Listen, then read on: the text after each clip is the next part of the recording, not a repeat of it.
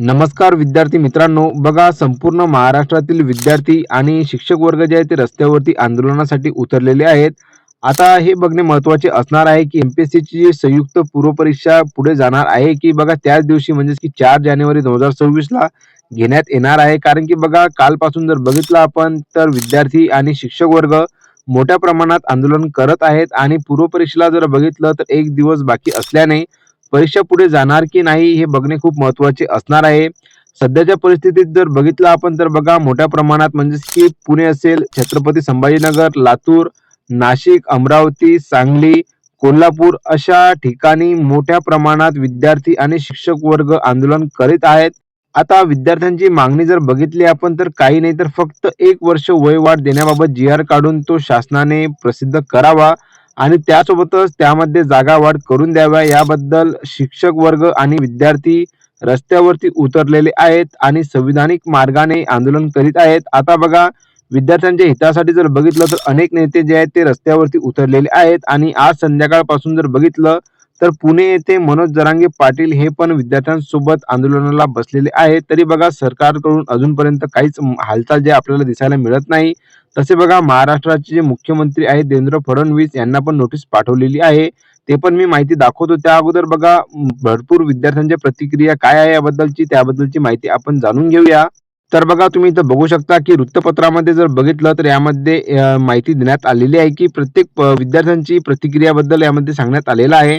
तर बघा ही जी जाहिरात जर बघितली आपण तर 7 महिने उशिरा आल्याने तर यामुळे जर बघितलं तर भरपूर विद्यार्थ्यांची जी वयोमर्यादा आहे ती खंडित झालेली आहे आणि असे विद्यार्थी जर बघितलं हजारो विद्यार्थी जे अपात्र करण्यात आलेले आहे. तर अशा उमेदवारांची मागणी हेच आहे, की 1 वर्षाचं वयवाढ म्हणून जी-आर शासनाने प्रसिद्ध करावा.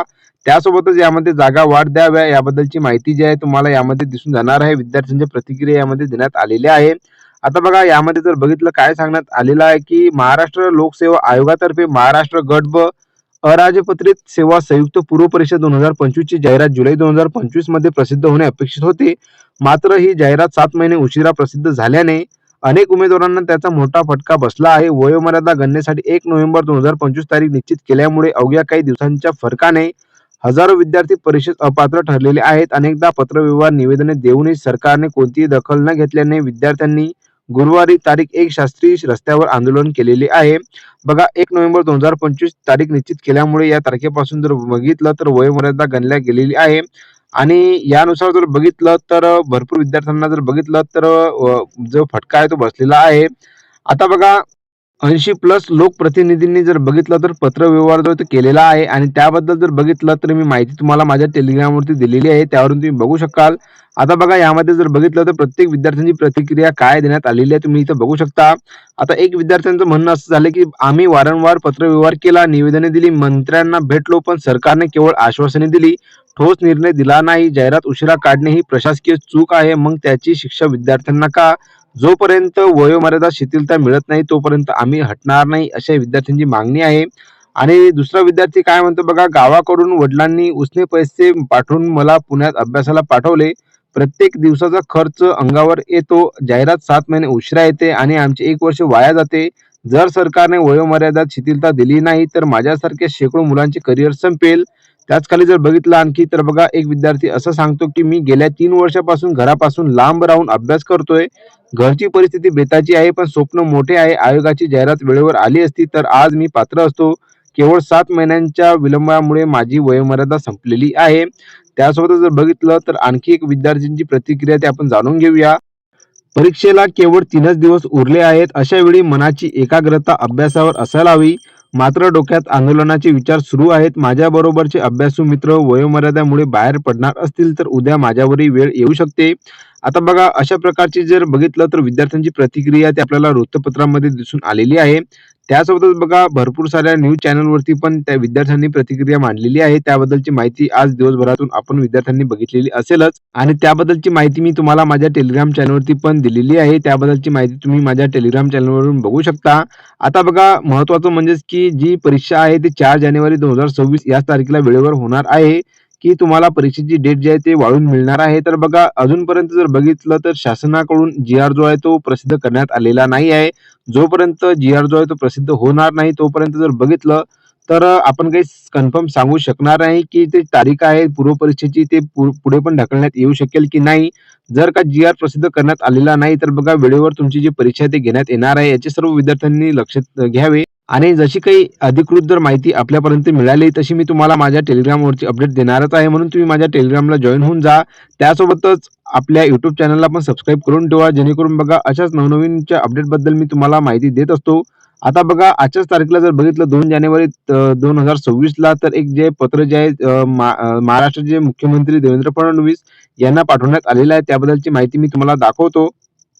तर बघा तुम्ही इथं बघू शकता दिनांक 2/1/2026 या तारखेला जर बघितलं छत्रपती संभाजीनगरवरून एक जे पत्र आहे जे मुख्यमंत्र्यांना पाठवण्यात आलेलं आहे. विषयमध्ये बघा काय माहिती देण्यात आलेली आहे की संयुक्त पूर्व परीक्षा 2025 मध्ये पी-एस-आय पदाबाबत 1 वर्ष वयवाढ देण्याबाबत सकारात्मक विचार करून वयवाढीचा शासन निर्णय काढण्याबाबत जे आहे तुम्हाला इथे विषय देण्यात आलेला आहे. आता बघा यामध्ये काय सांगण्यात आलेलं आहे की महोदय उपरोक्त विषय श्री जी.एस. पाटील व इतर यांचे निवेदन या कार्यालयास प्राप्त झाले असून सदर निवेदनामध्ये संयुक्त पूर्व परीक्षा 2025 मध्ये पी-एस-आय पदाबाबत 1 वर्ष वयवाढ देण्याबाबत सकारात्मक विचार करून वयवाढीचा शासन निर्णय काढण्याबाबत असे निवेदनात नमूद आहे.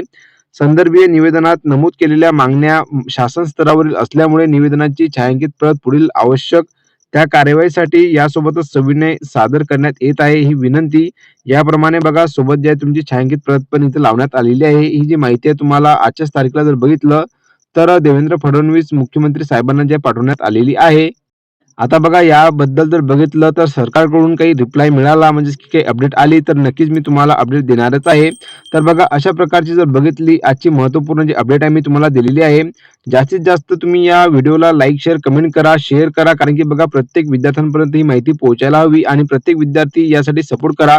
कारण की बघा आज ज्या विद्यार्थ्यांवर ही परिस्थिती आढळली जेणेकरून बघा समोर येऊन तुमच्यापर्यंत पण ही परिस्थिती यायला नको. म्हणून तुम्ही पण या लढ्यात सामील व्हा जेणेकरून त्यांना पण सपोर्ट मिळेल.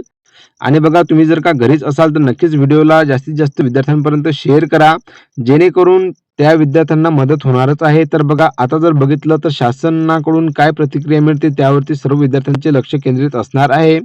तर त्याबद्दलची माहिती जशी मिळेल मी तशी तुम्हाला माझ्या व्हिडिओ संदर्भात किंवा टेलिग्राम चॅनलवरती अपडेट देणारच आहे. तर चला भेटू आपण पुढील व्हिडिओमध्ये पुढील अपडेट सोबत. धन्यवाद.